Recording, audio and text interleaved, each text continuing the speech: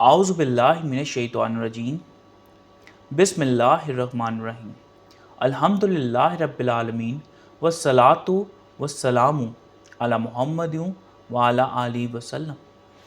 انشاءاللہ آج ہم سورہ ابراہیم کے مطالعے کا آغاز کریں گے۔ یہ ایک مکی صورت ہے، شان نزول کے لحاظ سے 72ویں اور ترتیب قرآنی کے لحاظ سے 14ویں نمبر پر ہے۔ اس کی 52 آیات ہیں جو کہ 7 رکوع پر مشتمل ہیں۔ سورت کا نام اسی سورت کی آیت نمبر 35 پہ مذکور حضرت ابراہیم خلیل اللہ کے نام پر ہے۔ آئیے مطالعہ قرآن کا آغاز اس دعا کے ساتھ کرتے ہیں کہ اللہ تعالیٰ اپنے حبیب رحمت للعالمین صلی اللہ علیہ وآلہ وسلم کے طفیل ہمیں قرآن کریم کا صحیح مفہوم عطا فرمائے، آمین۔ بسم اللہ الرحمن الرحیم الف لام را کتاب انزلناہ الیک لتخرج الناس من الظلمات الی النور۔ الف لام را، یہ کتاب ہم نے نازل کی ہے تمہاری طرف تاکہ آپ نکال لائیں لوگوں کو ظلمات سے نور کی طرف، بِإِذْنِ رَبِّهِمْ إِلَىٰ صِرَاطِ الْعَزِیزِ الْحَمِیدِ، ان کے رب کے اذن سے اس کے راستے کی طرف جو عزت والا ہم کیا ہوا ہے۔ صراطی سرت سے بنا، ہموار اور چوڑا راستہ جو ظاہری اسباب کے ساتھ طے کیا جائے، a path treaded by physical means۔ اے داعیے حق، یہ کتاب آپ پر اس لیے نازل کی گئی ہے کہ آپ لوگوں کو رب کریم کے اذن سے اندھیروں سے نکال کر نور کی روشنی میں اس راستے پر لے کر آئیں جو ان کے زبردست تعریفوں والے رب کی طرف لے کر جاتا ہے۔ اس راستے کا نام صراط مستقیم ہے۔ یہ وہ راہ ہے جو نبیوں، صدیقین، شہداء اور صالحین کی راہ ہے۔ اسی پر اللہ تعالیٰ اور اس کے حبیب نبی پاک صلی اللہ علیہ وآلہ وسلم ہیں جو لوگوں کو اس راہ پر رہنمائی کر رہے ہیں، اور جو کوئی بھی صدق دل کے ساتھ اللہ تعالیٰ اور نبی پاک صلی اللہ علیہ وآلہ وسلم کی اطاعت کرتے ہوئے اس راہ کو مستقلاً اپنا لیتا ہے تو وہ بھی اسی راہ پر چلنے والے خوش نصیبوں کا ساتھی بن جاتا ہے۔ سورۃ النساء کی آیت نمبر 69 میں ارشاد ہے، اور جو کوئی اطاعت کرتا ہے اللہ تعالیٰ اور اس کے رسول کی تو یہی معیت میں ہوں گے ان کی جن پر انعام فرمایا ہے اللہ تعالیٰ نے انبیاء کرام اور صدیقین اور شہداء اور صالحین سے، اور یہ بہت خوب رفقائے کار ہیں۔ اس آیت میں بِإِذْنِ رَبِّهِمْ کے الفاظ قابل غور ہیں۔ اجازت انہی کو ملتی ہے جو اس راستے پر داخلے کی شرائط پر پورا اترتے ہیں۔ سورۃ الشورى کی آیت نمبر 13 میں ارشاد ہے، اللہ تعالیٰ چن لیتا ہے اپنے لیے جو کوئی چاہتا ہے، اور وہ ہدایت فرماتا ہے اپنی طرف کی جو کوئی اسی کی طرف رجوع کیے رہتا ہے۔ اللہ الذی لہ ما فی السماوات و ما فی الارض، اللہ تعالیٰ وہی جس کا ہے جو کچھ آسمانوں اور زمین میں ہے۔ وَوَيْلٌ لِلْكَافِرِينَ مِنْ عَذَابٍ شدید، اور ویل ہے کافرین کے لیے ایک عذاب شدید سے۔ ویلم ویل سے نکلا، انجام بد، حسرت اور افسوس وہ۔ یہ کتاب خالق کائنات جو کہ آسمان و زمین کی ہر شے کے مالک ہیں، ان کی اپنے حبیب نبی پاک صلی اللہ علیہ وآلہ وسلم کی وسادت سے بھیجی گئی ہے۔ یہ آخری کتاب ہے اور نبی پاک صلی اللہ علیہ وآلہ وسلم خاتم النبیین ہے۔ اس کائنات میں دونوں جہاں کی کامیابی قرآن کریم پر نبی پاک صلی اللہ علیہ وآلہ وسلم کے اسوۃ و حسنہ کے مطابق عمل کرنے میں ہے۔ اب جو کوئی اس حقیقت کا انکار کرتا ہے اور اپنی من مرضی کی راہ پر ہی چلتا رہتا ہے تو اس کی یہ طرز انتہائی قابل افسوس ہے اور اسے اس کے جرم کی پاداش میں شدید عذاب کا سامنا کرنا پڑے گا۔ لِلَّذِينَ يَسْتَحِبُّونَ الْحَيَاةَ الدُّنْيَا عَلَى الْآخِرَةِ، جو محبوب رکھتے ہیں حیات دنیا کو آخرت کی نسبت، وَيَصُدُّونَ عَن سَبِيلِ اللَّهِ وَيَبْغُونَهَا عِوَجًا، اور روکتے ہیں اللہ تعالیٰ کے راستے سے اور تلاش کرتے ہیں اس میں کجی۔ اولئک فی ضلال بعید، یہی ہیں بھٹک میں دور کی، عوجاً اوج سے نکلا، ٹیڑھ پن، پیش و خم، کروکٹنس۔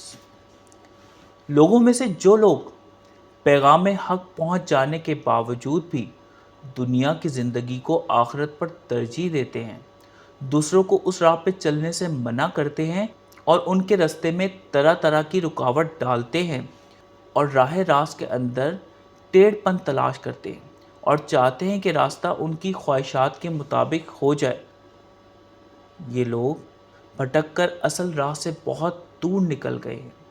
سورۃ النساء کی آیت نمبر 167 میں ہے، بے شک جو کفر کرتے ہیں اور روکتے ہیں اللہ تعالیٰ کی راہ سے، تحقیق وہ جا بھٹکے دور کی گمراہی میں۔ وما ارسلنا من رسول الا بلسان قومہ لیبین لہم، اور نہیں بھیجا ہم نے کوئی رسول مگر بولتا زبان اپنی قوم کی تاکہ وہ روشن کر دے ان کے لیے۔ فَيُضِلُّ اللَّهُ مَن يَشَاءُ وَيَهْدِي مَن يَشَاءُ، تو بھٹکنے دیتا ہے اللہ تعالیٰ جو کوئی چاہتا ہے اور ہدایت فرماتا ہے جو کوئی چاہتا ہے۔ وَهُوَ الْعَزِيزُ الْحَكِيمُ، اور وہی عزت والا حکمت والا ہے۔ بِلِسَانٍ، لسن سے بنا، بولی، لینگویج۔ اللہ تعالیٰ کا دستور رہا ہے کہ جب بھی کسی قوم کی طرف کوئی رسول بھیجا تو انہی میں سے بھیجا تاکہ وہ انہی کی زبان میں انہیں پیغام حق پہنچائے اور رب کریم کے احکامات ان پر پوری طرح واضح کر دے، تاکہ کسی کے پاس یہ حجت نہ رہے کہ پیغام تو کسی اور زبان میں ہے جبکہ مخاطبین کسی اور زبان میں۔ اس حکمت سے متعلق سورہ فصلت کی آیت نمبر 44 میں ارشاد ہے، اور اگر ہم کر دیتے اسے قرآن عجمی تو وہ کہتے کیوں یہ مفصل کی گئی اس کی نشانیاں، کیا ایک عجمی اور ایک عربی؟ کہہ دے یہ ایمان رکھنے والوں کے لیے ہدایت اور شفا ہے، اور جو نہیں ایمان لاتے ان کے کانوں میں گرانی ہے اور یہ ان پر اندھا پن ہے۔ یہی ہیں جن کو ندا کی جاتی ہے کسی مکان بعید سے۔ پیغام حق پہنچ جانے کے بعد جو کوئی اسے قبول کر کے اللہ تعالیٰ سے ہدایت کا طلبگار ہوتا ہے، اللہ تعالیٰ اس کے لیے رہنمائی کا بندوبست فرما دیتے ہیں، جیسے کہ سورۃ الانعام کی آیت نمبر 125 میں ارشاد ہے۔ ترجمہ، سو جو کوئی ارادہ کرتا ہے کہ اللہ تعالیٰ اسے ہدایت فرمائے، کھول دیتا ہے اس کا سینہ اسلام کے لیے، اور جو کوئی ارادہ کرتا ہے کہ بھٹکا رہے، کر دیتا ہے اس کا سینہ تنگ، رکا ہوا، جیسے کوئی چڑھتا ہے آسمان میں، اس طرح کر دیتا ہے اللہ تعالیٰ رجس ان پر جو نہیں ایمان رکھتے۔ وَلَقَدْ أَرْسَلْنَا مُوسَىٰ بِآيَاتِنَا، اور تحقیق ہم نے بھیجا موسیٰ علیہ السلام کو اپنی نشانیوں کے ساتھ، ان اخرج قومک من الظلمات الی النور، کہ نکالنا ہے اپنی قوم کو ظلمات سے نور کی طرف، وَذَكِّرْهُمْ بِأَيَّامِ اللَّهِ، اور یاد دلائیں انہیں ایام اللہ سے، إِنَّ فِي ذَلِكَ لَآيَاتٍ لِكُلِّ صَبَّارٍ شَكُورٍ، بے شک اس میں نشانیاں ہیں ہر صبر کرنے والے شکر گزار کے لیے۔ بھی ایام اللہ ناقابل فراموش واقعات کے ہیں جب کسی قوم پر قانون خداوندی کے مطابق کوئی نہ کوئی عذاب نازل ہوا۔ حضرت موسیٰ علیہ السلام کو رب کریم نے اپنی نشانیاں دے کر ان کی قوم کی طرف بھیجا تاکہ وہ ان لوگوں کو کفر کے اندھیروں سے نکال کر نور کی روشنی میں لے آئیں۔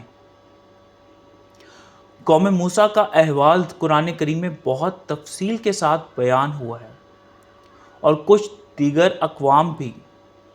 ان لوگوں نے اپنے اعمال کی بدولت خوشحال اور بدحالی کے مزے چکھے۔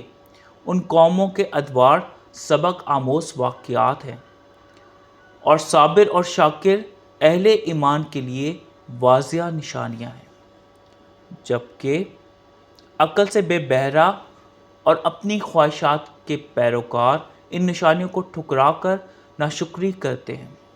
سورہ لقمان کی آیت نمبر 32 میں ارشاد ہے، اور نہیں کوئی ٹھکراتا ہماری نشانیوں کو مگر ہر بے وفا اور ناشکر گزار۔ در حقیقت تمام ادوار اور سب ایام اللہ تعالیٰ کے ہی ہیں۔ یوم کی مدت مختلف ہو سکتی ہے، لیکن قانون میں کوئی تبدیلی نہیں ہوتی۔ ہم سب کے لیے نجات ذکر یعنی قرآن کریم سے ہی ممکن ہے۔ قرآن لفظی شکل میں ہے اور یہ ہر لحاظ سے مکمل ہے۔ اس کی نشانیاں ہر طرف پھیلی ہوئی ہیں۔ اصل بات اس کے ساتھ منسلک ہونا ہے، اور یہ صرف عمل سے ہی ممکن ہے، کیونکہ عمل کے بغیر کوئی بھی کام سر انجام نہیں پاتا۔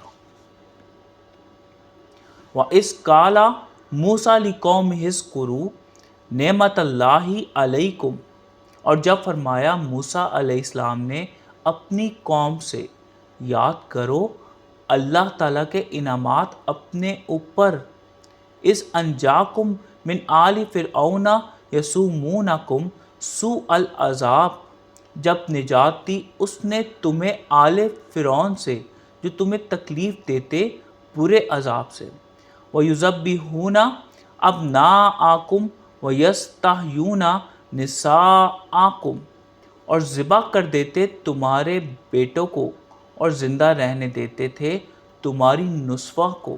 وَفِي ذَلِكُمْ بَلَاءٌ مِّن رَبِّكُمْ عَظِيمٌ، اور اس میں ایک جانچ تھی تمہارے رب کی طرف سے بہت بڑی۔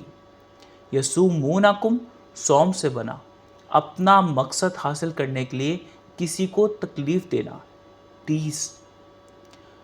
یذبحون ذبح سے نکلا، گلا گھونٹنا، کسی کو جوہر حیات سے محروم کر دینا، اس حد تک کمزور اور غیر مؤثر کر دینا یا ایسی حالت تک پہنچا دینا کہ اس کی موجودگی اور عدم موجودگی تقریباً برابر ہو جائے، سلوٹر۔ حضرت موسیٰ علیہ السلام نے اپنی قوم سے فرمایا کہ اللہ تعالیٰ کے انعامات اور احسانات کو یاد رکھو کہ کس طرح اس نے تمہیں فرعونیوں سے نجات دی، جو تمہیں ہر وقت کسی نہ کسی عذاب کا نشانہ بنائے رکھتے تھے، تمہارے بیٹوں کو ذبح کر دیتے تھے اور تمہاری خواتین کو زندہ رہنے دیتے تھے، تمہیں ہر طرح کی سہولتوں سے محروم رکھتے تھے اور ہر وقت دبائے رکھنے کی چالیں چلتے رہتے تھے۔ اس میں تمہارے لیے تمہارے رب کریم کی طرف سے ایک بڑی جانچ تھی۔ جانچ کا مقصد معیار کو معلوم کرنا ہوتا ہے، اور جب تم نے صبر کیا اور اس مطلوبہ معیار پر پورے اترے تو اللہ تعالیٰ نے تمہیں نجات بخشی۔ سورۃ الاعراف کی آیت نمبر 137 میں اس حقیقت کو کچھ اس طرح بیان کیا گیا ہے۔ ترجمہ: اور ہم نے وارث کیا قوم کو جو کمزور کر دیے گئے تھے زمین کے مشارق اور مغارب کا، جس میں ہم نے برکت دی، اور تمام ہوئے کلمات تمہارے رب کے احسن طور پر اوپر بنی اسرائیل کے بسبب ان کے صبر کے، اور ہم نے برباد کر دیے جو تصنع کیا تھا فرعون اور اس کی قوم نے اور جو وہ چڑھائے ہوئے تھے۔ ایک مختصر سا خلاصہ آج کے پڑھے گئے رکوع کا۔